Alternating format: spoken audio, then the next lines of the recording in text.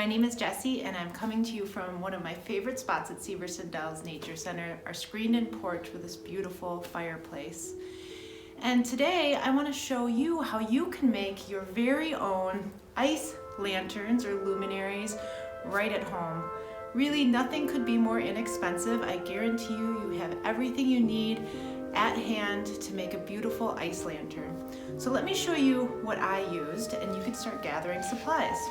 For this taller candle or lantern, I used like a yogurt cup size container that I found in my recycling bin, and then a slightly smaller plastic container. This one fits nicely inside, but it leaves enough room around the outside so that when I pour the water in, the walls will form nice and thick because I don't want it to melt too fast.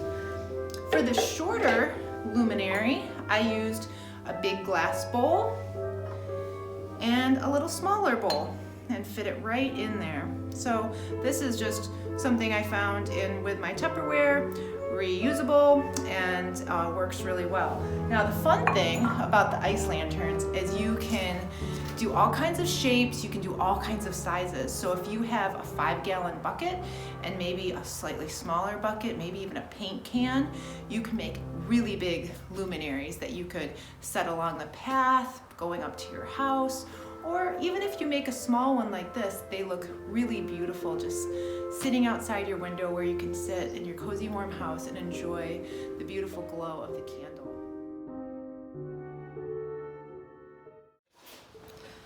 So your first step is really simple. All you're going to want to do is take your larger container and put about 1.5 inches or 2 inches of water in the bottom of the container.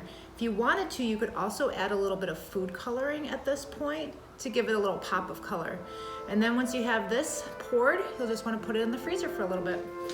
All right, we're back. We've got our container with partially frozen water. It doesn't have to be completely frozen at this point, just so you have a little bit of a shelf. It's going to help you out a little bit when you put your lantern together.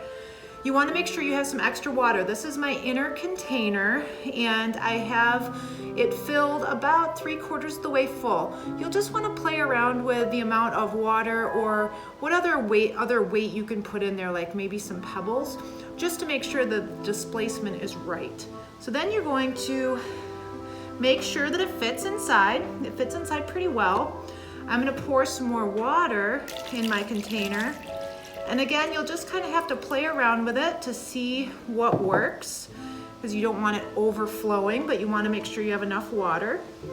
Then you'll put your inner container inside. Now at this point, you could be done, but you would want to make sure that your inner container doesn't float from side to side, because that would make one of your lantern walls thinner than the other side. So one solution that you can do, and this is a really lovely solution, is use some natural objects. Things such as, like, these are clementines that were just a little bit past their prime, so I cut them up to use them. I've also got some greenery from the Christmas tree. I also have some cranberries for a little pop of color. You could use things such as some leaves or seeds or flower petals, any natural object you think that would be pretty. You don't want to make it too cluttered because you want to make sure that the light flows through. So then I'm going to take my clementine pieces first, and I'm going to pop them around the edge, kind of evenly distributed along the edge, to make sure that the space between the walls is fairly equal, as much as I can. It doesn't have to be perfect. I'm going to take some of my other natural elements. I've got the little greenery pieces here. I'm going to pop them down. I want to make sure that I'm pushing them down far enough so that they're submerged in water. Put them on this side as well. And then I'm going to take some of my little cranberry pieces, because I thought those would be pretty. It doesn't have to be cranberries. It could be a different kind of berry.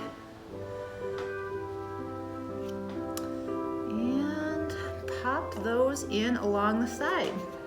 So now I'm just going to look around. I'm going to make sure that my objects look nice, because when it freezes, that's going to be how it's going to look.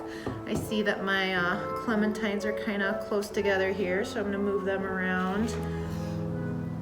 Just push down this clementine a little bit and make sure my greenery's in there how I want it. And then just look and make sure everything's evenly distributed. That looks pretty good. So now we're ready to put it back in the freezer so that it can freeze completely, and then we'll have our ice lantern.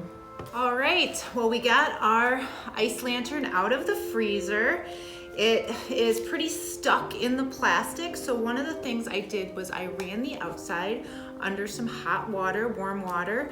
I'm also kind of using just the warmth of my hands to loosen it up. Also put a little bit of warm water in the center. Since I used water to hold it down, you might not have to do that. If you use stones, that might actually be an easier thing to do. So then I'm just gonna try to take it out.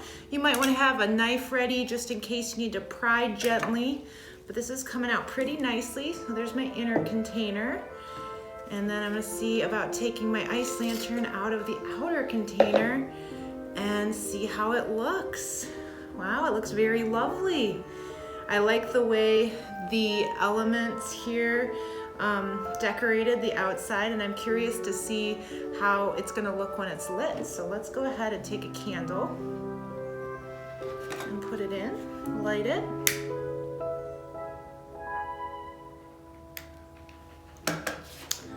And there you go. There's so many different ways to do this. You can really get creative. Like I said, you can use food coloring. You can use all different kinds of natural elements to make your candle unique and beautiful.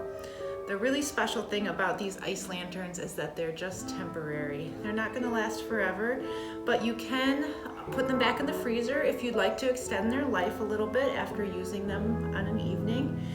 And it's just a beautiful way to celebrate the darkness of the winter season with a little bit of warm light.